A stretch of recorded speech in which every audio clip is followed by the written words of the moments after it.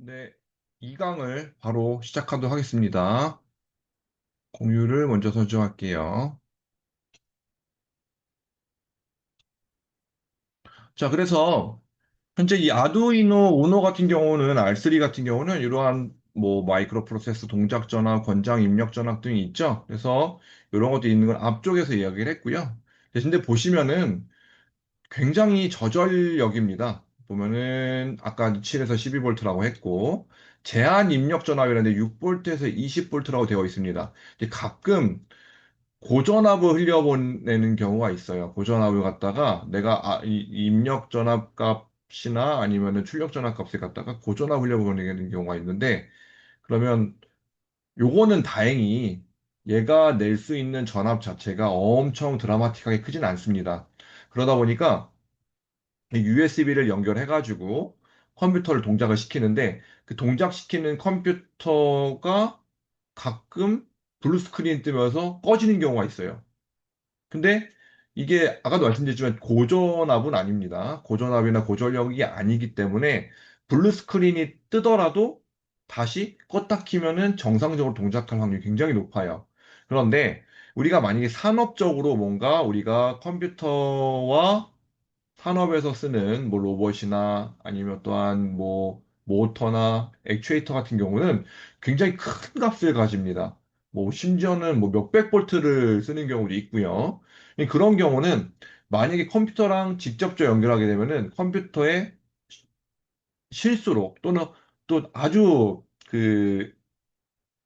어, 만에 하나라고 하죠. 만에 하나라도 내가 이 장비에서 쓰고 있는 전력이나 전압이 컴퓨터로 들어온다? 그럼 컴퓨터가 바로 메인보드가 나가거나 또는 USB 포트가 아예 고장이 나면서 인식이 안 됩니다. 그래서 장비 컴퓨터에 물려 있었던 노트북들이 USB가 망가진 경우 굉장히 많이 존재했습니다.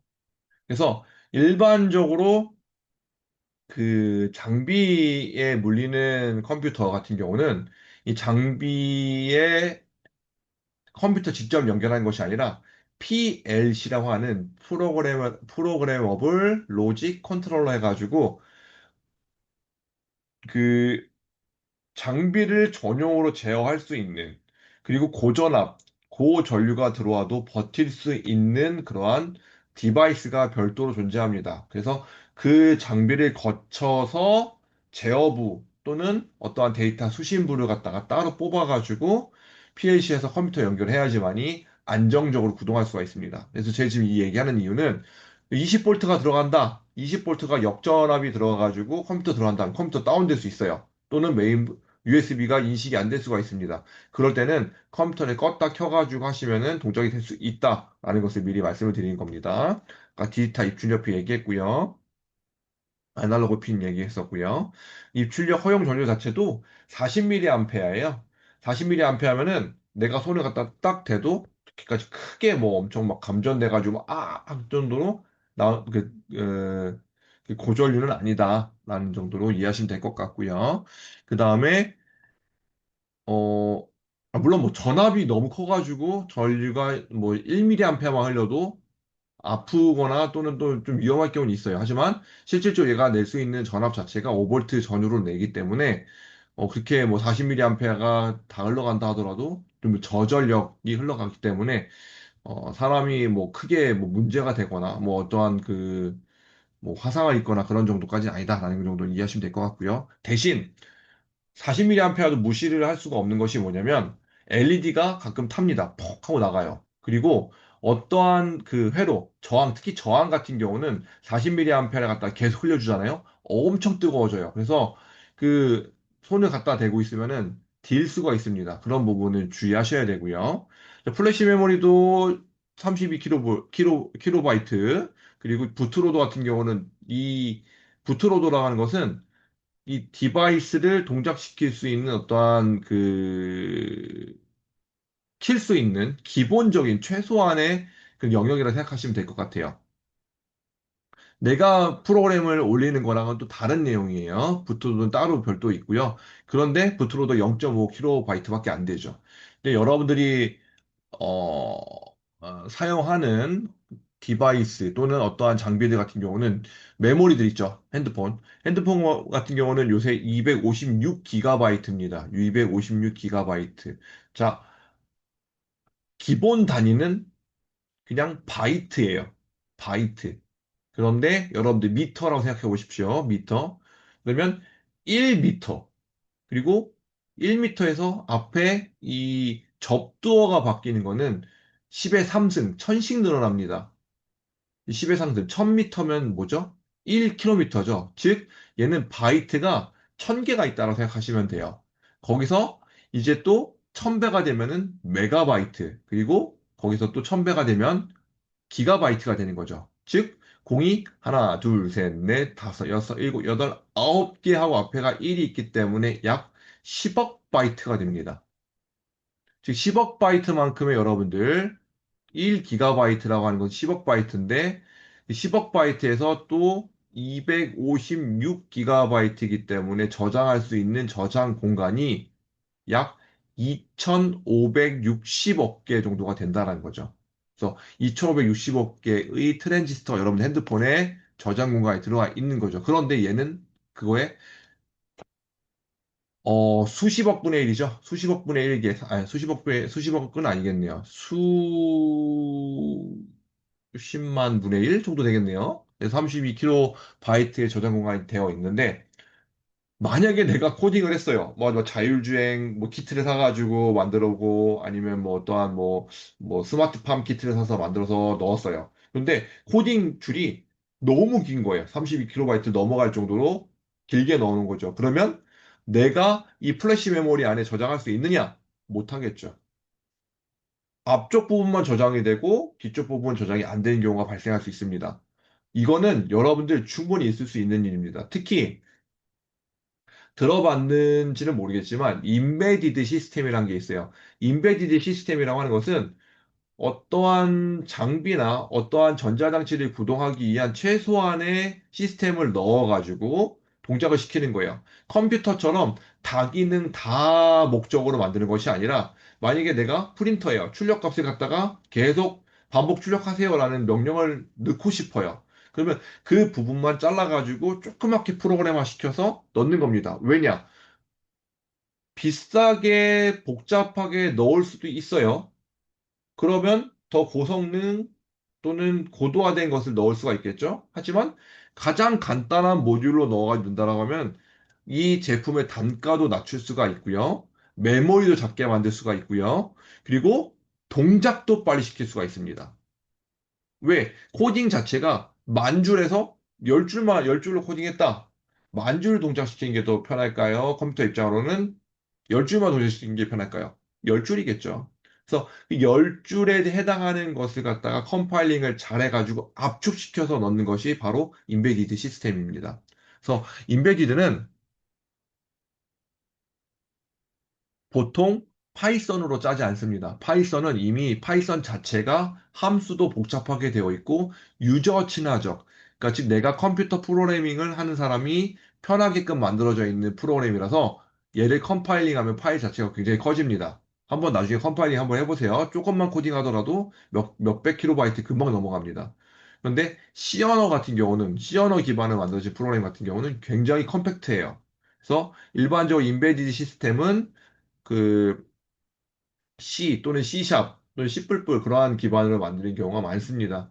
그리고 마찬가지로 이 아두이노 같은 경우도 C나 C++ 기반으로 만들어져 있는 그 IDE가 많습니다. 그래서 이 IDE 자체도 이렇게 작게 컴파일링을 작게 만들어야지 잘 돌아갈 수 있다. 이게 중요한 겁니다. 32kB라고 하는 것은 사족을 다 빼란 뜻이에요. 정말 얘가 구현하기 위한 최소한의 그 프로그램을 가지고 잘 어렌지 해가지고 복잡하지 않게 심플하게 만들어야지만 32kB 안에 들어갈 수가 있습니다. 특히 센서가 뭐 두 개 써라, 열 개 써라, 뭐 액추에이터 세 개 써라, 네 개 써라. 이게 복합하게 복합으로 들어올 수가 있습니다. 특히 자율주행 키트 같은 경우는 최소한 라인 트레이서, 모터, 그다음 초음파 센서, 그다음에 뭐 LED 그런 것들 써야 되잖아요. 그것만 해도 벌써 네개입니다. 네개에 대한 것을 갖다 변수를 넣어줘야 되고요. 그리고 어떠한 그 기능을 가지고 있을지를 갖다가 여러분들이 판단해가지고 잘 넣어주셔야 됩니다. 근데 그 코딩 길어지면 어떻게 된다? 32kB를 넘어갈 수 있다. 그러면 입력되는 것이 앞단만 들어가고 뒷부분 안 들어가요. 그럼 컴파일이 제대로 안 되겠죠. 그러면 거기서부터 이미 코딩에 문제가 생기면서 얘는 아두이노가 제대로 된 동작을 할 수가 없기 때문에 그렇습니다. 자, 우노보드뿐만이 아니라 듀에 레오나르도 메가 나노란 것이 있다라고 했습니다. 이거는 기본적으로 뭐 우노 듀에 레오나르도 메가 같은 경우 결국 내가 쓸 슬롯이 몇 개냐. 메가 같은 경우는 굉장히 커요. 제가 메가 하나 가지고 있었었는데 어디에 있는지 제 기억이 나지 않네요. 어쨌든 메가라고 하는 것이 있는데 그 메가 같은 경우는 슬롯 자체가 거의 한 2, 30개 됩니다. 그럼 2, 30개 된다라고 하는 건 대형 프로젝트. 정말 뭐 스마트팜을 갖다가 좀 키워가지고 하고 싶어. 뭐 온습도도 재고, 그다음에 저기 뭐 물도 뿌려주고, 뭐 모토도 제어해가지고 이 개폐하는 거. 그러니까 물론 스마트팜이라고 해가지고 정말 엄청나게 큰 팜을 만들 수 있는 건 아니지만 소형 팜을 만들어가지고 동작시키는 액추에이터 써가지고 비닐하우스도 덮었다 열었다 하는 것도 할 수가 있고요. 그 복합적인 내용들을 갖다가 넣어서 여기다 이 회로 안에 넣어야 되는 거죠. 이 디바이스 안에 프로그램화 시켜야 되는 거고, 그 프로그램화 시킨 것뿐만이 아니라 거기서 나오는 어떠한 그 가수치들도 해야겠죠.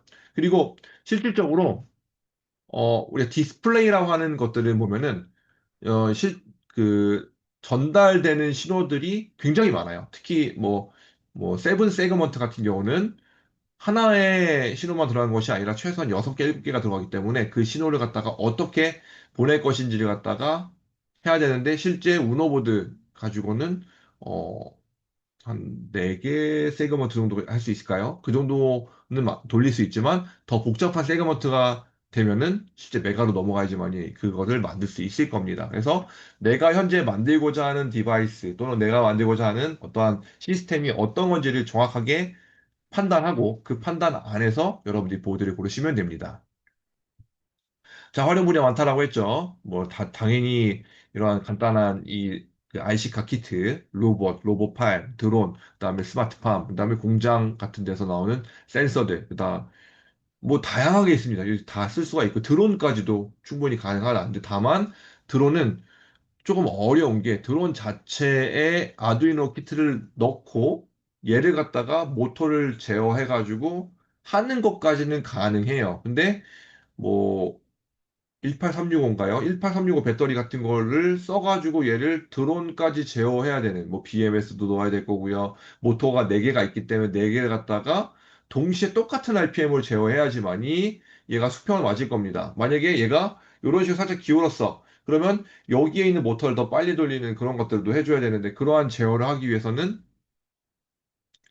사실은 아두이노 가지고 하는 거는 크게 의미는 없습니다. 차라리 저 드론 키트를 사가지고 드론이 어떻게 제어가 되는지를 이해하시는 게 더 낫고요. 그래서 이 아두이노를 써서 드론에 넣어서 뭔가를 만들어 보겠다라고 하는 것은 조금 지양하는 게 좋다. 오히려 그거를 하면서 배우는 시간보다 차라리 드론 키트를 해가지고 드론에 대한 것을 갖다 빠르게 이해를 하고 왜 어떻게 할 것인지 심지어 드론이 요새는 카메라 달려 있어가지고 카메라가 저를 인지를 합니다. 또는 어떠한 카메라를 따로 둬가지고 인지를 시켜요. 그래서 내가 이 수작업으로 동작을 욜로나 그런 걸 인지를 하게 되면은 이 수작업 인지한 이 화살표를 가지고 드론이 움직이게 돼요. 이렇게 옆으로 가기도 하고요. 위로 올라가기도 하고, 이렇게 위로 올라가기도 하고, 아래로 내리라고 하면은 아래로 내려가기도 합니다. 그래서 이러한 동작들을 인식시키는 그러한 공부를 하는 것이 더 훨씬 더 효과적일 수가 있습니다. 그러면 비전 센서도 인식할 수가 있고요. 비전이라고 하는 비전 카메라에 대한 것도 이해를 할 수가 있고요. 그리고 이 이해하는 것을 갖다 전송시키고 통신하는 것까지 이해할 수가 있기 때문에 차라리 드론 같은 경우는 아두이노로 만드는 것보다는 드론 키트를 구해서 드론에 대해서 활용하는 것이 좀 더 낫다라고 이해하시면 될 것 같아요.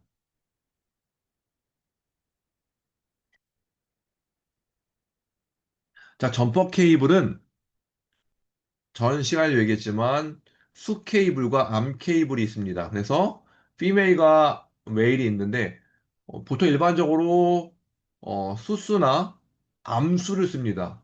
그래서 보통 암은 잘 안 쓰고요. 암수로 되어 있는 거 한 셋을 쓰거나 또는 수수로 되어 있는 것을 많이 씁니다. 그래서 회로를 갖다가 연결하고 커넥팅을 하게 하는 역할을 하는데 근데 보통 일반적으로 아두이노에 있는 키트들 자체가 아두이노에 있는 우리가 보드, 빵판이라고 하는 거에 대비해 가지고 여기 핀이 작아요.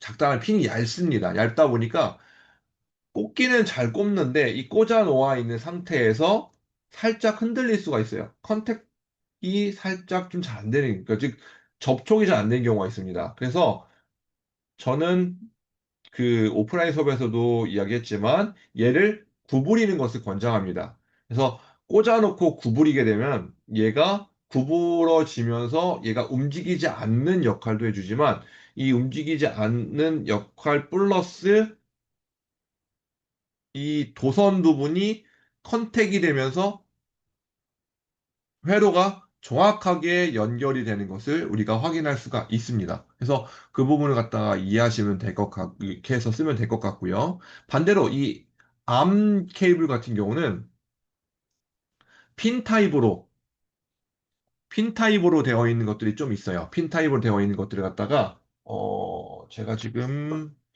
보드가 있을 것 같긴 한데, 잠시만요. 떠났더라, 그거는. 제가 지금 따로 가지고 있는 거는 없고, 잠시만요.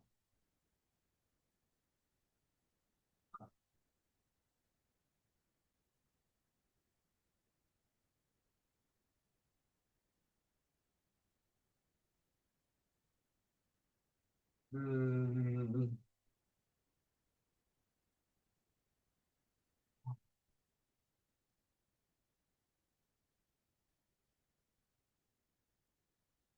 제가 다른 데다 놨나 봅니다. 핀 타입으로 되어 있는 것이 있어요. 특히 세가먼트들 같은 경우는 핀 타입으로 이렇게 뾰족뾰족 튀어나와 있어요. 그렇기 때문에 그 뾰족뾰족 튀어나와 있는 것들을 갖다가 꽂아가지고 쓰면 편해요. 그래서 여러 개 꽂아가지고 뭐 빵판에다 꽂아가지고 빵판에서 연결해서 다시 뽑아가지고 하는 방법도 있지만 세그먼트에다 직접 꽂아가지고 하면 조금 더 빠르게 한번 테스트 해볼 수가 있을 겁니다. 자, LED 발광 다이오드죠. 제일 많이 쓰는 것 중에 하나입니다. LED. 그래서 이 LED 같은 경우는 반드시 앞쪽에다 저항을 달아주셔야 돼요. 왜냐면 LED는 원래 이 반도체 소자 자체가 0.7에서 1볼트 사이에서 동작을 하게끔 만들어져 있습니다. 물론 뭐, LED 같은 경우는 갈륨 나이트라이드나 아니면은 어떠한 다른 카드�itium 텔레나이드, 카드뮴 셀레나이드 이런 걸로 만들지만, 그럼에도 불구하고 저전력에서 전압이 발광을 일어나요. 그런데 만약 여기에 고전류가 흘러가고 또 높은 전압이 들어가게 되면은 LED가 푸슉푸슉 하고 타는 경우가 종종 있어요. 그래서 이 앞쪽에 있는 버퍼 저항을 달아줘야지만 이 LED가 타지 않고 연결이 될 수가 있습니다. 자, 한번 요거는 간단하게 한번 연결해 보겠습니다. 띵커캐드를 저희가 쓸 거고요. 띵커캐드에서 오토데스크사에서 만든 띵커캐드는 이 교육용으로 배포가 되어 있고 여러분들이 무료로 사용할 수가 있다. 어디서든지 쓸 수 있다. 라는 강점을 가지고 있고요. 여러분들 한번 직접 해보시기 바랍니다. 여기 만들기가 있습니다. 얘는 만들기를 하면은 총 세 가지가 나와요. 첫 번째는 3D 디자인, 그 다음에 회로, 그다음에 블록 코딩, 코드 블록입니다. 근데 사실 저는 어, 그, 그러니까 블록 코드에는 좀 익숙하지가 않습니다. 블록 코드는 좀 익숙하지가 않아가지고 좀 어렵습니다. 오히려 더 어려워요. 그래서 그냥 문자로 되어 있는 코딩을 하게 되는 게 좀 더 편한데, 이 블록 코딩도 있으니까 여러분들이 필요로 하다라고 하면은 블록 코딩도 한번 공부해 보시면 좋을 것 같아요. 자, 만들기 누르면은 여기에 세 가지가 나와요. 뭐가 나오냐면 3D 디자인, 회로, 코드 블록이 나오죠. 근데 저희는 아두이노 쓸 거기 때문에 아두이노나 회로 할 거기 때문에 회로를 눌러주시면 새로 새 그 화면이 나올 겁니다. 그러면 여기서 기본이라고 되어 있는 게 있고요. 여기 오른쪽에 보시면 이 기본이라고 되어 있는 게 있고 이 기본을 누르게 되면은 모두가 있고 아두이노가 있고 회로 부품이 있고 마이크로비트라는 게 있습니다. 그래서 현재는 기본으로 되어 있는 것만 가지고도 충분히 활용이 가능하고요. 그리고 이 기본을 에서 나오는 내용만 가지고 일단 먼저 한번 회로 짜볼게요. LED를 연결합니다. 자, LED 먼저 꺼낼게요. LED 먼저 꺼내고 저항을 꺼냅니다. 저항을 꺼내고 여기에 배터리를 하나 꺼내 볼게요. 배터리는 9V 배터리 하나 꺼내겠습니다. 9V 배터리 한번 연결할 건데요. 근데 L 길이가 달라요. 아까도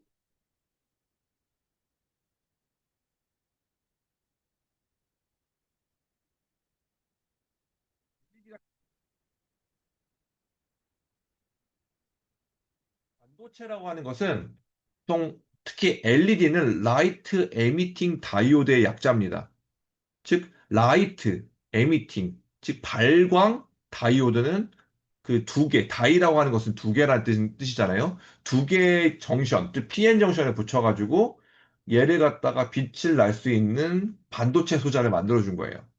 근데 P와 P는 포지티브, N은 네가티브를 역할을 하고요. 두 개를 붙였을 때 플러스와 마이너스를 연결해가지고 전기가 흐르는 상태가 아니라 여기에 플러스와 마이너스 연결되면서 전기가 흐르진 않지만 양전하와 음전하가 많은 상태의 두 개를 붙여주게 되는 거예요. 그런데 여기서 바깥에서 전기를 걸어주게 되면 전기가 흐르게 되는데 즉 P 포지티브 쪽에는 플러스를 연결해 줘야 되고요. 마이너스 쪽에는 어 네가티브, 즉 N타입을 시켜줘야지만이 전기가 흐르게 됩니다. 그렇게 되면서 이 플러스와 마이너스를 반드시 정확하게 연결해줘야 되고요. 그래서 사람들한테 헷갈리지 않게끔 하기 위해서 자, 긴 다리는 무조건 플러스입니다. 짧은 다리는 마이너스입니다. 라고 미리 전 세계적으로 약속을 해놓은 상태입니다. 자, 그럼 다시 돌아와가지고 이렇게 다 꺼냈어요. 그럼 우리는 선을 한번 연결해 볼게요. 그러면 여기가 양극이라 써 있습니다. 이 띵커캐드의 좋은 점은 뭐냐면 내가 잘 모르겠어. 갖다 대면은 설명이 나옵니다. 이쪽은 양극, 이쪽은 음극을 붙여주세요. 라고 되어 있죠. 얘를 갖다 조금 돌릴게요. 돌리고 이쪽이 플러스 쪽이 마이너스죠. 그럼 여기에서 위쪽에 있는 요 좌우 대칭이 있어요.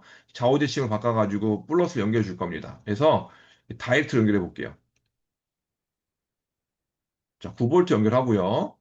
여기서 이제 런을 해줍니다. 선이 연결되어 있어요. 그럼 여기 시뮬레이션 시작, 오른쪽 위쪽에 시뮬레이션 시작 눌러주게 되면 런을 해줍니다. 그 어떻게 되냐면 여기에 이, 무슨 표시죠? 번개 표시라고 해야 되나요? 이 표시가 뜹니다. 자, 보면은 이 사유가 나와요. 딱 보면은 LED를 통과하는 전류가 915mA입니다. 그런데 이 LED를 통하는 절대 최대 값은 20mA입니다. 즉, LED를 통해서 이 LED가 망가지지 않고 정상적으로 동작할 수 있는 암페아는 20mA인데 전류가 915mA가 흐르는 거예요. 그럼 어떻게 될까요? 그렇죠. 이 LED 자체가 타버리게 됩니다. 그래서 정말 전자회로가 타는 냄새를 맡을 수 있을 거예요. 그래서 여기에다가 어떻게 해줘야 되느냐? 반드시 버퍼 저항을 달아주셔야 됩니다. 즉, 그 역할을 하는 것이 바로 버퍼 저항이에요. 버퍼 저항은 플러스 쪽에다 연결해도 되고요. 마이너스 쪽에 연결하셔도 됩니다. 어디든 연결 상관이 없어요. 그래서 얘를 일단 회로를 갖다가 다시 재구성할 때는 반드시 시뮬레이션을 꺼주셔야 돼요. 시뮬레이션 시작을 누른 상태로 움직이면 얘가 절대 안 움직입니다. 네, 시뮬레이션 중지를 누르시고 얘를 연결합니다.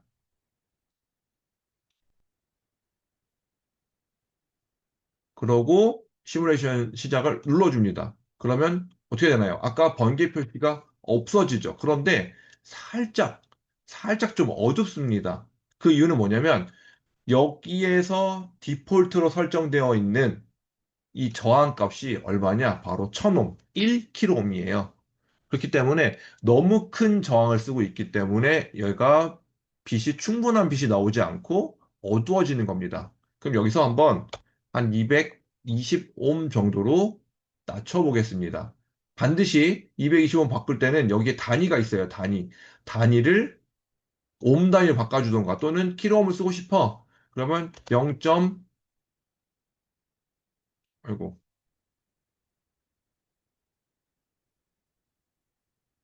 0.2가 되겠죠. 0.2 또는 220옴. 옴으로 써주셔야지 됩니다. 그러면 약 한 저항값이 한 5분의 1로 줄은 거죠. 9볼트 건전지로 해가지고 되면은 느낌표 뜹니다. 느낌표는 뜨지만 아까보다는 조금 더 밝아졌죠. 다시 한번 비교해 볼까요? 두 개를 만들어 보겠습니다. 해가지고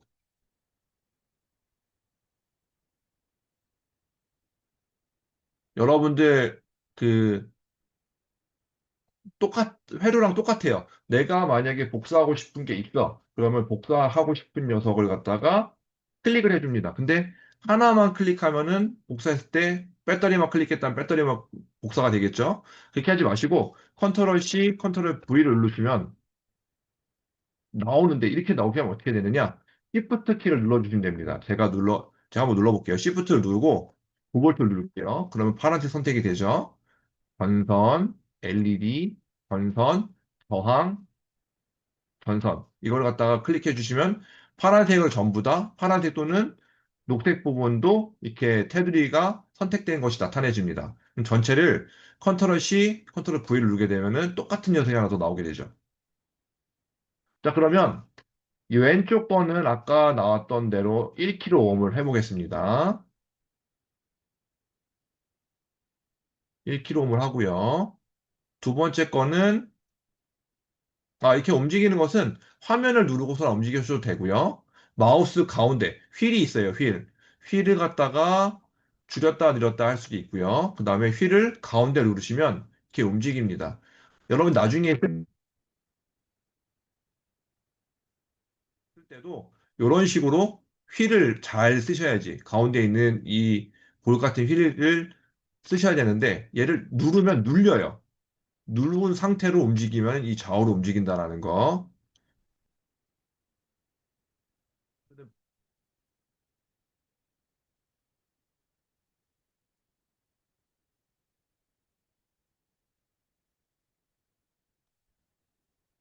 총 3개를 만들어 볼게요. 1kg 하나는 뭐 225옴 하나는 몇 옴?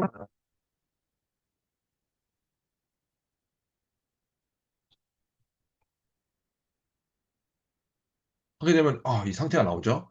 얘 어둡습니다. 1kg이기 때문에 225옴은 밝지만 위험하다.